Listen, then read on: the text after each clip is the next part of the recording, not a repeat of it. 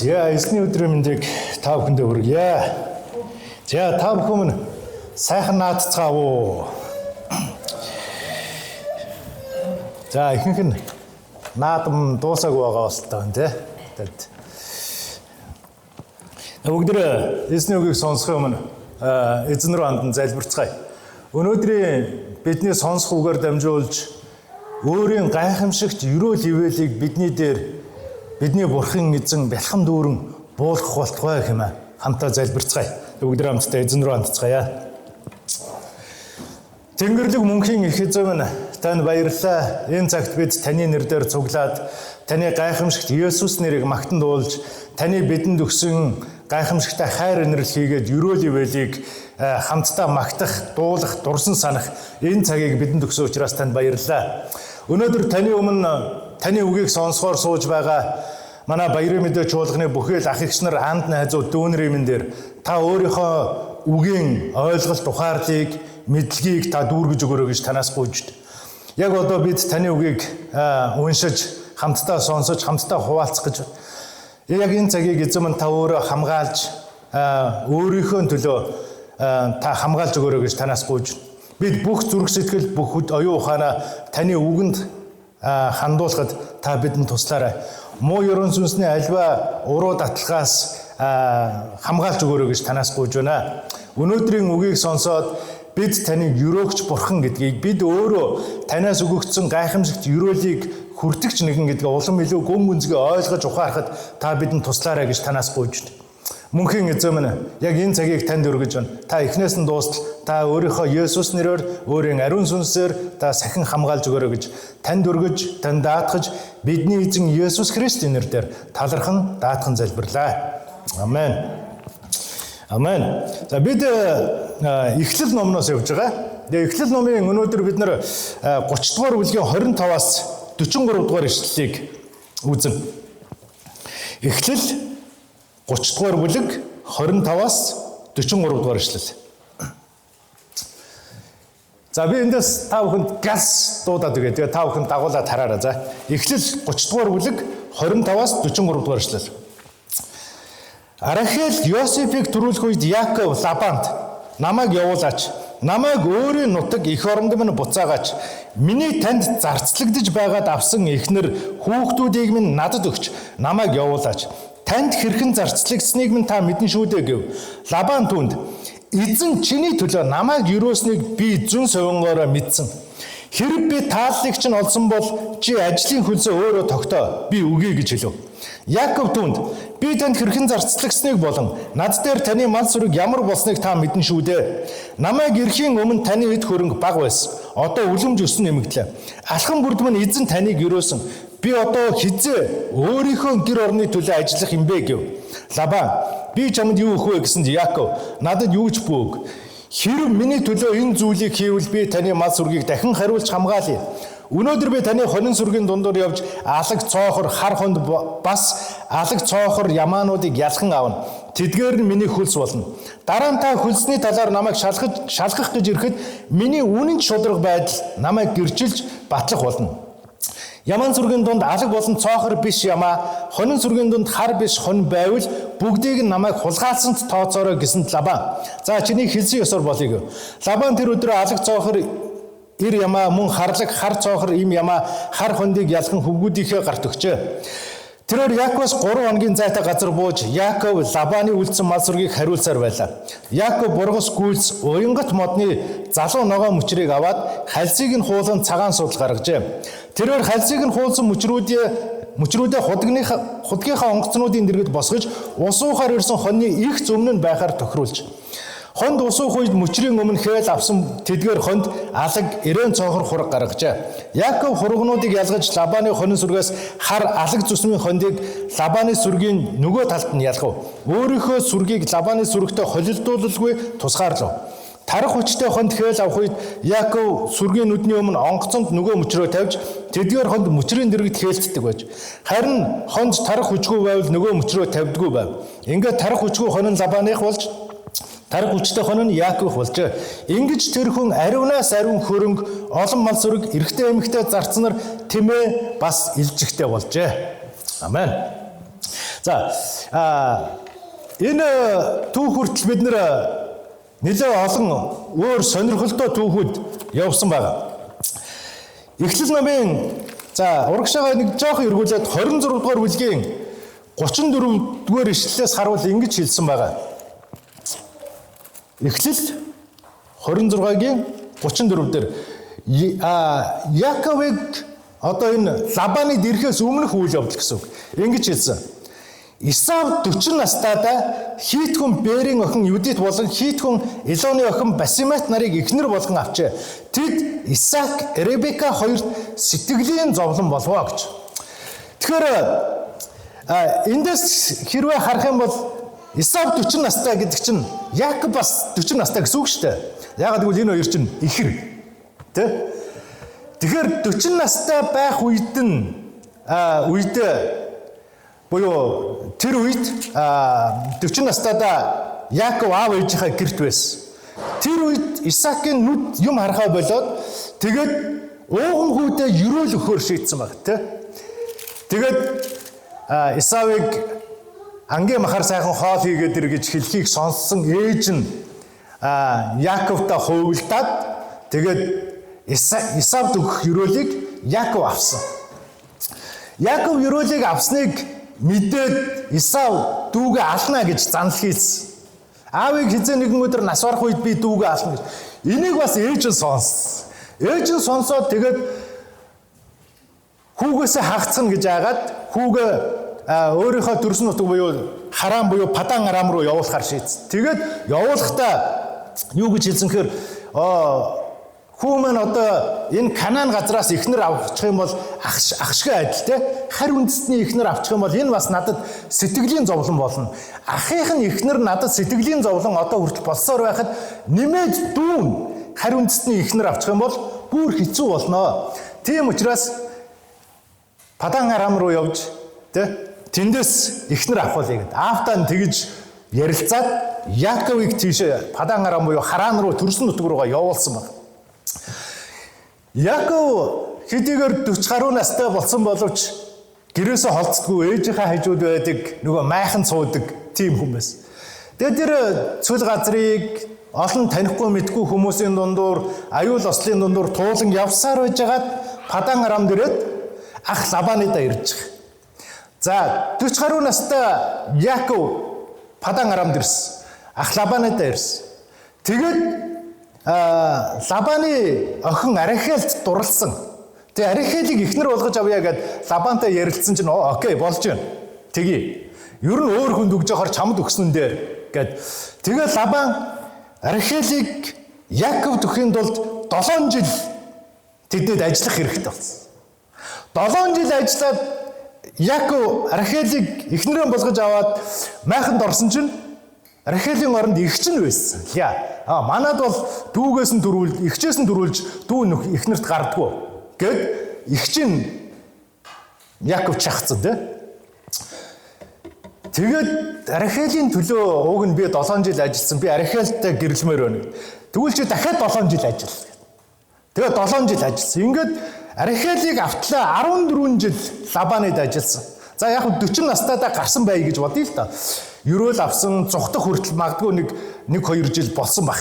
Гэхдээ яг 40 настайдаа эцгийнхээ гэрээс гараад Падан Арамд ирсэн. Ингээд 14 жил Яаковынд ажилласан, Лабанид ажилласан гэхээр чинь 55 настай болсон гэсэн. За тэгээд ихнэр авсны дараа ихнэрүүд нь заяа жил дараал нь төрсөн байлаа гэхэд Яаков 11 хүүтэй болсон.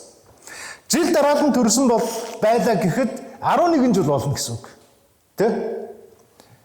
Лиа төрсөн, Лиагийн шивгчин төрсөн, Рахел төрсөн, Рахелийн шивгчин Билха төрсөн гэд ингэх юм бол дөрвөн ихнэр 11 хүүтэй болтол жил дараал нь хүүхэдтэй болсон гэхэд 11 жил тэнд байсан. Ингээд 55 дээр 11-ийг нэмэхээр чинь 66 настай. За энэ яг энэ дээр ингэж байгаа. Рахел Йосефийг төрүүлэх үед Яаков Лабанд хандж байгаа. Магадгүй 66-7 орчим настай, магадгүй 70 орчим настай ч юм уу. Настай хүн байгаа. Энэ олон жилийн туршид Яаков ийхүү маш хүнд хэцүү нөхцөл байдал донд хуурам мэхлэл донд ингэж амьдэрсэн. Гэхдээ бид нар Яаковын амьдралыг харах юм бол яг уу эхний үедээ ахыгаа хуурам мэхэлж ууган эрхийн хүүг худалдаж, булааж авсан, хулигтаж авсан ийм зүйлүүд байна. Гэхдээ түүнээс хойш түүний амьдралыг харах юм бол битээлд зүүдэлсэн зүүднээс хойш Яаков өөрийнх нь төлөө эзэн бурхан хэрхэн ажиллаж байгаа вэ гэдгийг мэдэрсэн байна. Битээлд унтчихсан зүүдлэгдсэн зүүдэнд эзэн бурхан хэлэхдээ би Авраамийн бурхан, Исаакийн бурхан, чиний эзэн бурхан байна гэж хэлсэн. Яг энэ цагаас магадгүй Яаковын зүрх сэтгэл эзэн бурхан руу эргэлт буцалтгүйгээр эргэсэн. Бүх зүйлээ эзэн бурханд өрт. Тэгээд тэр юу гэж хэлсэн гэхээр хэрвээ та миний бүхий л аян замын туршид та намайг сахин хамгаалж ирэх юм бол би бүх 11-ээ танд өргөнө гэж хэлсэн. Тэгээд тэр газар чулуу босгоод энэ бол эзний тосолсон харагдсан газар, энд эзний сүмийг барих болно гэж хэлсэн. Тэгээд тэр цагаас эхлээд өнөөдрийг хүртэл яг Яаковын энэ үеийг хүртэл үзэх юм бол Яаков бүх зүрх сэтгэлээрээ Лабаныг ажилласан баг. Ямар ч хуурам мэхлэлд худал хуурмаг зүйлгүйгээр бүх зүрх сэтгэлээ зориулан ажилласан. Тийм учраас одоо 25-6 жил гаруй Лабаныг ажилласан Яаков одоо буцахаар шийдсэн. Нөгөө зүрх сэтгэл нь бас эх орн руугаа тэмүүлж штэ. Тэгээд энд ингэж намайг явуулаач, намайг өөрийн нутаг эх оронд минь буцаагаач. Энэ бүх хүмүүстэй, миний эхнэртэй, хүүхдүүдтэй минь тэгээд намайг цуг нутаг руу минь явуулаач. Энд Лабан нэг чухал зүйлийг ойлгосон нь юуг ойлгосон гэхээр эзэн чиний төлөө намайг юрөөсөн байна гэж. Эзэн хэн бэ гэдгийг Лабан тэнд мэдсэн. Яаков Авраамийн бурхан, Исаакийн бурхан Яаковтай хамт байгаа гэдгийг Яаковаар дамжуулан өөрийг нь бүрэн дүүрэн юрөөсөн байна гэдгийг Лабан энд маш сайн ойлгосон. Тийм учраас хэлсэн чиний төлөө эзэн намайг юрөөсөн байна гэдгийг би мэдж байна. Тэгэхээр бид хин нэгнээр дамжуулан эзнэр юрөөгдөх биш. Бид өөрсдөө шууд эзний юрөөлийг авах боломжтой ийм цаг үед амьдарч байгаа. Магадгүй Лабаны хувьд ч гэсэн тийм байсан. Хэрвээ Лабан яг Авраамийн бурхан, Исаакийн бурхан гэж хэн бэ гэдгийг мэдсэн бол, бүх зүрх сэтгэлээр ойлгосон бол заавал Яаковаар дамжуулан юрөөгдөх биш. Өөрөө юрөөлийг хүртэх боломжтой. Харин эзнийг таньж мэдээгүй байсан. Харин энд хэлэхдээ чиний төлөө эзэн намайг юрөөж гэж. Чамаар дамжуулан. Яаков ч гэсэн энэ зүйлийг маш сайн мэдчихсэн. Тийм учраас энд хэлсэн. Би танд хэрхэн зарцлагдсныг болон над дээр таны мал сүрэг ямар болсныг та мэднэ. Намайг ирэхийн өмнө таны эд хөрөнгө бага байсан. Одоо үлэмж өсөн нэмэгдлээ. Алхан бүрдмэн эзэн таныг юрөөсөн гэж хэлсэн. Тэгэхээр бидний эзэн бурхан өөрт нь дуулууртай байгаа, өөрийнх нь үгийг сахин биелүүлдэг, тэр нэгнийг юрөөдөг эзэн. Яаков өөрөө ч гэсэн алхан бүрдмэн эзэн таныг юрөөсөн гэж. Миний хийсэн ажил болгоноор дамжуулж, миний алхсан алхан бүрээр дамжуулж эзэн таныг юрөөсөн. Намайг танаад ирэхэд таны мал сүрэг бага байсан. Харин одоо бол үлэмж ихээр өсөн нэмэгдсэн байна. Энэ бол эзний юрөөл юм а гэдэг. Тэгэхээр ямар үед биднийг юрөөдөг гэж. Дэд хууль номын 28 дугаар бүлэг дээр ингэж хэлсэн байна. Би та бүхэнд уншаад. Дэд хууль 28 дугаар бүлгийн 1-ээс хуулаад үзэх юм бол ингэж хэлсэн. Юрөөлийн тухай хэлсэн байна. Хэрвээ чи өөрийн бурхан эзэнд дуулууртай байж миний өнөөдөр чамд тушааж буй түүний бүх тушаалыг хичээнгүйлэн дагаж мөрдвөөс эзэн бурхан чинь чамайг газар дэлхий дээрх бүх улс үндэстний дээгүүр өндөрт тавина. Хэрв чи өөрийн бурхан эзэнт дуулууртай байвал энэ бүх юрөөл чам дээр бууж чамд хүрнэ. Чи хотод юрөөгдөн, хөдөөж юрөөгдөн. Биеэс чинь дүр хөр хүүхэд, газрын чинь ургац, мал амьтдын чинь төл, үхэр хоньны чинь төл юрөөгдөн. Чиний сагс, талх хэсэгдэг сав чинь юрөөгдөн. Чи орготооч юрөөгдөн, гарахтаач юрөөгдөн. гэж хэлсэн. Тэгэхээр ямар үед өрөөхөөр эзний үгэнд дуулууртай байх үед хэрвээ чи миний үгэнд дуулууртай байж миний чамд өгсөн тушаалыг сахин биелүүлвээс энэ бүх өрөөлөг өгнө гэж Дэд хууль номын 28 дугаар бүлгийн 1-р эшлэлээс хэлсэн байна. Яаков энэ зүйлийг мэдсэн. Битээлч тэр зүйлсэн шөнөө эзэн бурханд бүх зүрх сэтгэлээр дуулууртай байх ёстой юм байна гэдгийг ойлгосон. Авраамийн бурхан, Исаакийн бурхан гэж хэн бэ гэдгийг тэр бүх зүрх сэтгэлээр мэдэрсэн. Тийм учраас түүний дараагийн бүх үйл явцууд ерөөлөөр дүүрмээрсэн. Тийм учраас Лабанд хэлсэн алхам бүрдмэн эзэн таныг өрөөсөн гэж. Тэгэхээр бид бүтэн сайн болгон цуглаандаа ирдэг, магадгүй 9 бүлэгтээ хамрагддаг, тий? Христ итгэгчдийнхаа олон нөхөрлөл донд хамтдаа байдаг. Гисэн хэдий ч бид өөрсдийн зүрх сэтгэлийн хүслийг дагах юм бол, гисэн хэдий ч бид өөрсдийнхөө оюун бодлоор бодож байгаа зүйлийг үйлдэх юм бол энд явах Христ итгэгчдийн дунд нөхөрлөлд байх шал утгагүй болно. Библи хэлсэн эзний үгэнд дуулууртай даг. Эзний үгийг уншиж судалж өөрсдийн оюун бодлыг өөрчлөн шинжил гэж хэлсэн. Зөвхөн өөрийнхөө оюун бодлыг зүн совинг мэдрэмжийг биш, эзний үгэнд өөрийгөө тавьж өгөх хэрэгтэй. Зүрх сэтгэлдээ эзний үгийг бүрэн дүүрэн оруулах хэрэгтэй. Оюун бодлоо эзний үгээр шинжлэх тухай ярьж байгаа. Эзэн надаас юу хүсэж байгаа вэ гэдгийг бид нэр олж мэдэх хэрэгтэй гэсэн үг. Хэрвээ тэгэх юм бол дуулууртай байж тушааж байгаа үг, хууль, сургамж, сургаалыг дуулууртай дагах юм бол, сахин биелүүлэх юм бол хот хөдөөд ч өрөөгдөн бүх зүйл өрөөгднө гэж хэлсэн. Тэгэхээр Яаков тэр өрөөлийн нууцыг Яаков мэдсэн. Эзнийг л бүх зүрх сэтгэлээрээ дагах юм бол би амжилтанд хүрэх юм байна гэдгийг тэр ойлгосон. Эзэн л өөрийнхөө оюун бодлыг тавьж өгөх юм бол, эзэн л өөрийнхөө замыг даатгах юм бол тэр зөв замаар алхах юм байна гэдгийг. Тэр гайхамшигтай бурхан эзэн намайг бүрэн дүүрэн өрөөх юм байна гэдгийг тэр ойлгосон. Тийм учраас Яаков Лабаны тэр олон жил зарцлагдахдаа, тэр олон жил ажиллаж үйлчлэхдээ ямар нэгэн буруу зүйл гаргаагүй.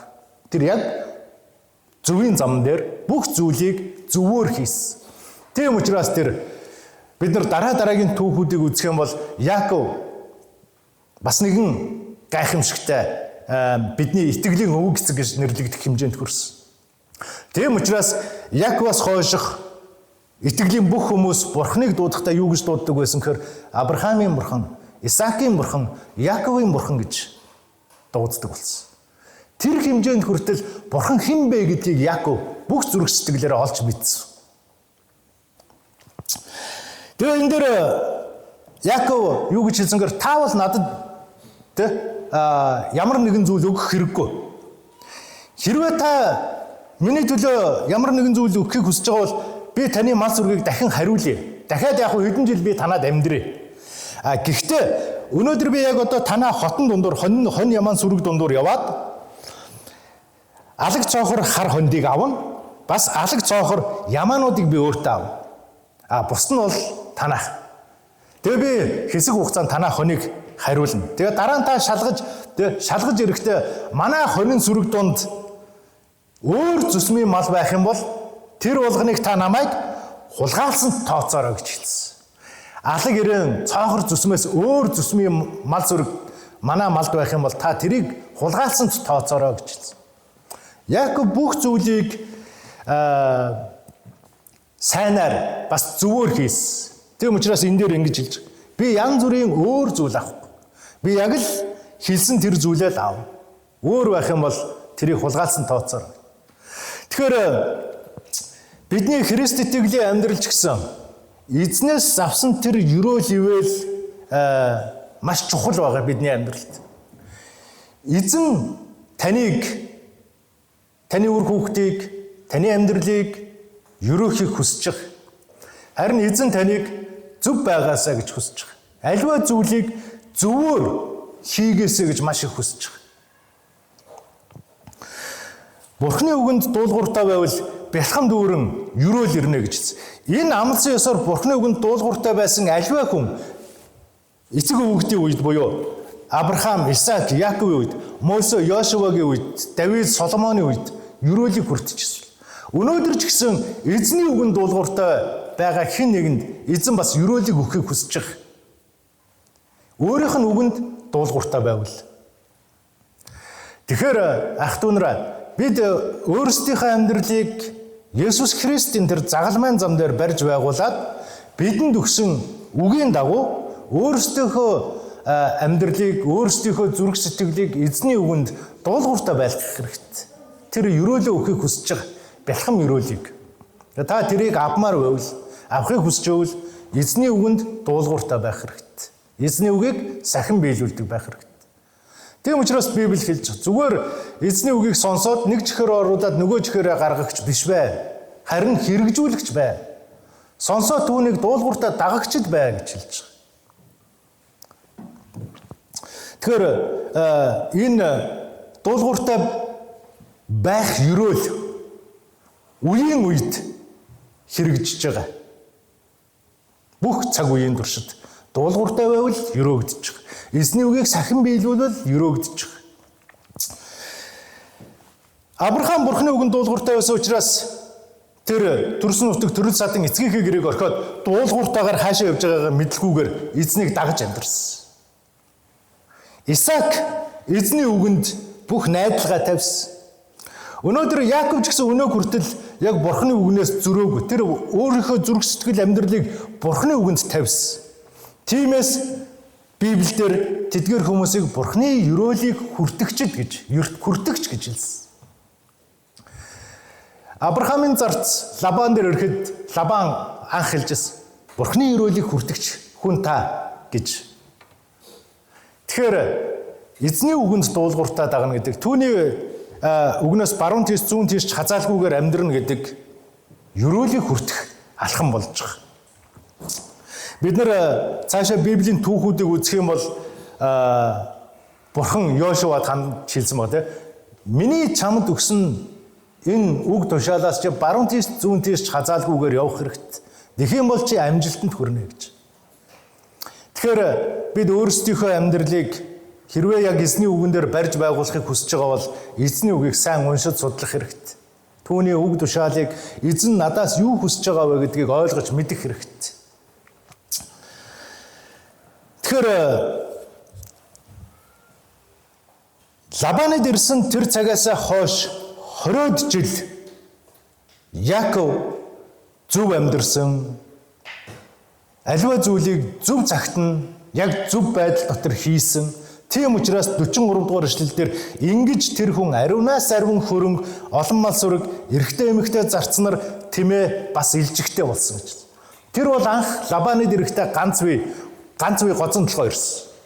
Тэгээ таяг тулсан нэг нөхөр. Харин он жил өнгөрөх тусам тэр эзний үгэнд дуулууртай байсан учраас эзэн хэн бэ гэдгийг бүх зүрх сэтгэлээрээ ойлгож ухаарсан учраас төгсгөлд нь тэр мал сүрэгтэй үлэмжих эд хөрөнгөтэй болсон. Тийм учраас эхлэлээсээ илүү төгсгөл чухал. Та анх Бурханаар дуудагдахдаа ямар хүн байсан чинь юусаа падли байхгүй. Ямар ч хамаагүй. Харин таны төгсгөл маш чухал. Та төгсгөлөө сайн тавих юм бол Паул хэлсэн. Би төгсгөлөө сайн тавьж би барианд орсон гэж. Тэгэхээр та анх Бурханаар дуудахдаа мэдлэгтэй, мэрэгэн ухаантай, лаг байр суурьтай нэгэн байж болно. Та анх Бурханаар дуудахдаа хинч тоохооргүй аригчин гудамжны нэгэн байсан ч байж болно. Та анх Бурханаар дуудахдаа сургууль сураагүй нэгэн байсан ч болно, хамаагүй. Таны эхлэл чухал биш. Бурхан ямар ч байсан таныг дуудсан байна. Харин энэ дуудагдсан энэ цагаасаа эхлэн та Яаков шиг Авраамын Бурхан, Исаакийн Бурхан хэн бэ гэдгийг бүх зүрх сэтгэлээрээ ойлгож ухаарч Есүс миний төлөө юу хийсэн бэ гэдгийг мэдэх юм бол та бүх амьдралаа энэ зам дээр тавих хэрэгтэй. Та Есүс таны төлөө загалмайд цовдлогдож өөрийнхөө цусыг урсган байж намайг гэм нүглээс аварсан гэдгийг ойлгох юм бол та өөрийнхөө оюун бодлыг эзний үгээр шинжлэх хэрэгтэй. Тэгэх юм бол таны эхлэл шалахгүй байсан ч төгсгөл нь агуу байх болно гэдгийг Библи хэлж байгаа. Тэгэхээр эхлэлээсээ төгсгөл нь илүү чухал. Өнөөдөр бид нар эхлэл номноос ярьж байгаа. Бурхан анх дэлхийн ертөнцийг гайхамшигтайгаар бүтээсэн, төгс бүтээсэн.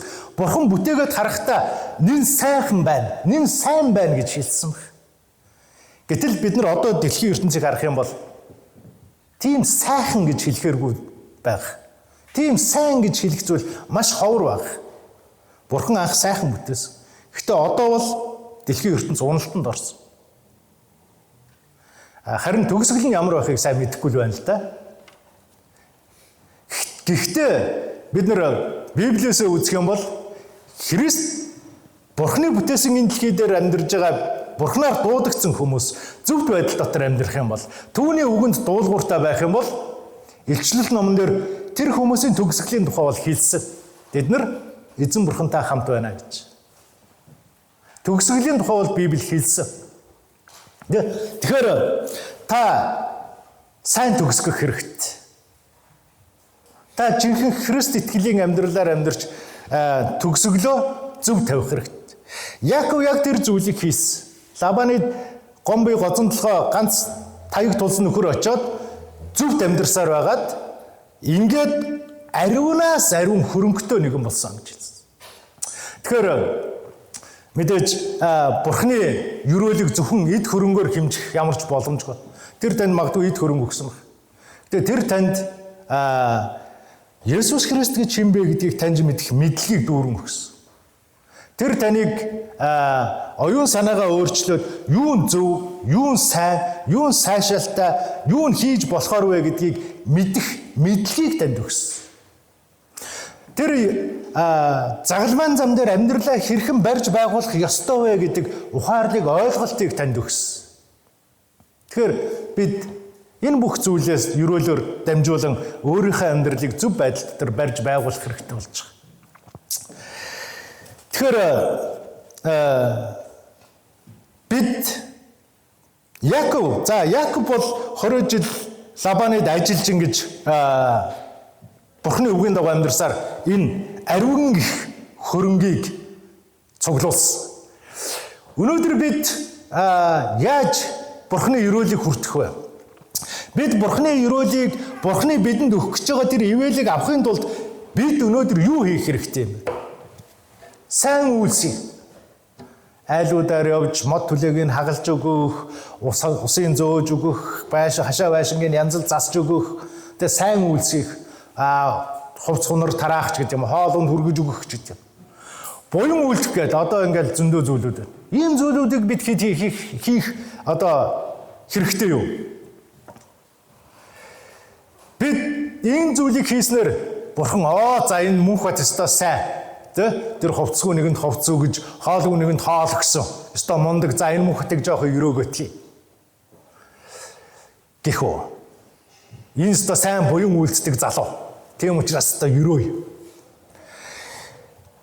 Библи биднэрт юу хэлж байгаа гэхээр Дуулал номын 1-р бүлгийн 1-р ишлэл. Энэ бол бидний сайн мэдэх ишлэл байгаа тийм. Дуулал номын 1-р бүлгийн 1-р ишлэл. Юу гэж хэлсэн гэхээр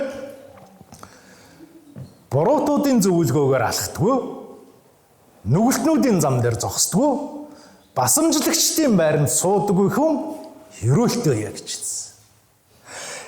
Тэгээ энэ юу гэсэн үг гэхээр буруутуудын зөвлгөөгөөр ёс бусыг хийдэггүй.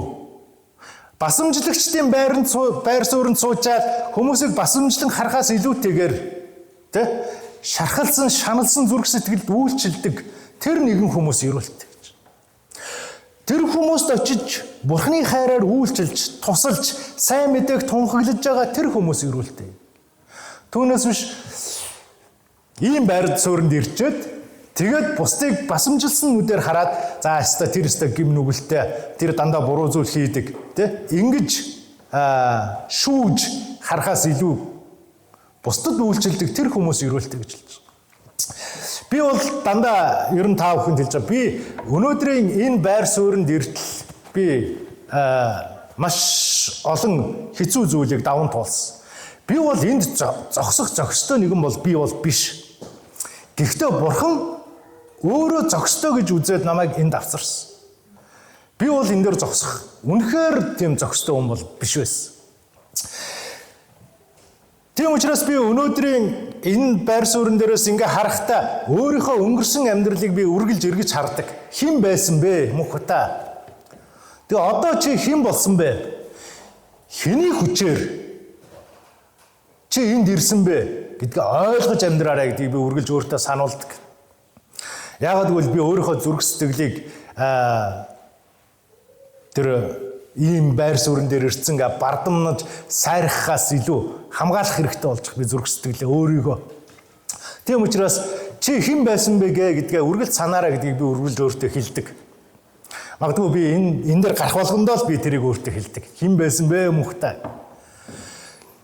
Тэгэхээр би маш олон жил буруу хүмүүсийн зөвлгөөгөөр үргэлж олон жил явсан. Би юу сайн, юу гэвэл зүв бэ гэдгийг би ойлгохгүй байсан. Мэдэхгүй байсан. Олж харж чадахгүй байсан. Би 1992 онд 91-2 оны үед би анх цуглаанд очсон. Тэгж очисон тэр цагаас эхлээд би юу зөв, юу сайн бэ гэдгийг олж харж чадахгүйгээр л амьдарч байсан. Маш олон цэдийгээр цуглаанд явдаг байсан ч гэсэн маш олон буруу хүмүүсийн зөвлөгөө инээ тэрээр амьдралаа чиглүүлдэг байсан. Тэгээ би цуглаанд явдаг нэртэй маш олон буруу зүйлийг үргэлж хийж байсан. Нэлээд олон жил. Тэр гэм нүгэл үлдчихэж байгаа тэр хүмүүсийн хийж байгаа зүйл заримдаа надад гоё харагддаг байсан. Арай л эрхчлөөтэй юм шиг. Арай л гоё өөрийнхөө юм шиг. Тэгээ би тэднэртэй хамт тэр зүйлүүдийг хийж ирсэн. Тэгэл би цуглаанд явдаг. Бүтэн сайдар болохоор би цуглаанд явдаг. Магадгүй Яаковын амьдралын эхэн үе шиг тэгж амьдарч ирсэн. Яаков нөгөө хуурам эхэлж ахыхаа аавын хүүг эрхийг аваал те ээжтэйгээ нийлж аавыгаа хүлэгтэж аавынхаа ерөөлийг аваад тэгж амьдарч ирсэн. Юу зөв юу сайн бэ гэдгийг мэдэхгүй цуглаанд явдаг. Тэгээд хүмүүсийн хийж байгаа бие махбодоор хийж байгаа тэр гим нүгэл өөрийнх нь эрх чөлөөтэй хийж байгаа тэр зүйлийг харахтаа би заримдаа нэг л баригдмал байгаа юм шиг санагддаг. Тэгээд би тэр зүйлүүдийг хийдэг байсан. Харин сүүлд ойлгосон зүйл нь энэ зүйлийг ойлгосон. Тэ? Бурхны бид нарт хэлсэн буруудын зөвлөгөөг дагдаг нүгэлтнүүдийн зам дээр зогсдог басамжлагчдын байр суурьнд сууддаг хүн ерөөлтэй юм байна. Түүний амьдрал бол үргэлж урсгал усны дэрэгдэх мод шиг цэцэглэн хөгжиж үр жимсээ өгдөг. Би хизээч гэр бүлтэй болоод үр хүүхэдтэй болоод ингэж амьдрна гэж би ерөөсө бодож байгаа. Тэр үедээ би цуглаанд явдаг байсан. Би хизээч тэгэж бодож байгаа. Харин одоо бол би Бурханд чин сэтгэлээсээ талархлаар дүүрэн амьдарч байгаа. 4 сайхан хүүхэдтэй болсон. Тэ? Том хүү маань гадаадд сурж байна. Дараагийн хүү маань бас Европт хэлний бэлтгэлээр сурж байна. Би бол хизээч ингэж төсөөлж байгаагүй. Өөрийнхөө амьдралыг. Тэгэхээр ах トゥ нараа Бурхны үгэнд дуулууртай байх юм бол Бурхан таны хизээч төсөөлж байгаагүй тэр ёроолыг танд өгөх болно. Тэр бол ёроодог Бурхан. Яаков ч гэсэн магадгүй амьдралдаа хизээч юм ариунаас ариун хөрөнгөтэй болно гэж тэр бодож байгаагүй. Ямар ч байсан ахаасаа зүхтаагаад ээжийнхаа төрсөн нутагт ирэж амьдрах хэрэгтэй гэдгийг тэр ойлгож тийшээ явсан. Харин Бурхны үгэнд дуулууртай байсныхаа үр дүнд тэр ажилласныхаа зөв ажилласныхаа үр дүнд шудраг байсныхаа үр дүнд ариунаас ариун хөрөнгөтэй болсон гэж хэлсэн. Тэгэхээр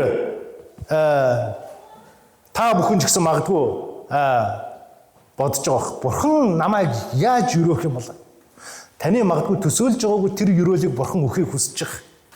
Та харин Бурхны үгэнд өөрийнхөө амьдралыг тавьж өгөх хэрэгтэй. Бурхны үгэнд өөрийнхөө оюун бодлыг тавьж өгөх хэрэгтэй. Бурхны үгээр өөрийнхөө оюун бодлыг өөрчлөн шинжлэх хэрэгтэй. Бурхан таныг өрөөх болно. Тэгэхээр бид Бурхны үгийн дагуу амьдарч байхдаа түүний хуулийн дагуу өөрийнхөө амьдралын алхам бүрийг барьж байгуулж байхдаа зөвхөн үр жимсүүдийг бид нар үргэлж гаргаж идэг. Урсгал усны дэргэд таригдсан мод шиг тэр цагтаа үр жимсээ өгдөг мод шиг. Тэгэхээр та яг одоо өөрийнхөө амьдралыг харахтаа өрөөгдөг үү гэж битгий хараарай. Бурхан таныг өрөөхийг хүсэж байгаа. Харин та өөрийнхөө амьдралыг хэр их зөвхт зам дээр барьж байгуулсан бэ гэдгээ эргэж харах хэрэгтэй. Та өөрөө харах хэрэгтэй өөрийнхөө амьдралыг. Тэгэд гар хоосон ганц үе гозондлогоо Яаковыг ариун ихээр өрөөсөн Бурхан эзэн таныг нэгэн цагт бас өрөөхийг хүсэж байгаа. Тийм учраас бидний Бурхан эзэнд та өөрийнхөө зүрх сэтгэлийг зүгээр л нээж өг. Бидний Бурхан эзэнд та өөрийнхөө оюун бодлыг нээж өг. Тэр таныг зүрх сэтгэлийг, таны оюун бодлыг өөрийнхөө үгээр дүүргэж, тэгээ та юун сайн, юун зөв, юун зөвхт вэ гэдгийг мэдэж эхэлнэ гэсэн үг. Тэгээд та мэдээ зогсохгүй яг л тэр зүйлийг та үйлдэж эхэлнэ гэсэн үг. Тэгэх юм бол ерөөлтөө үе гэж хэлсэн. Эзэн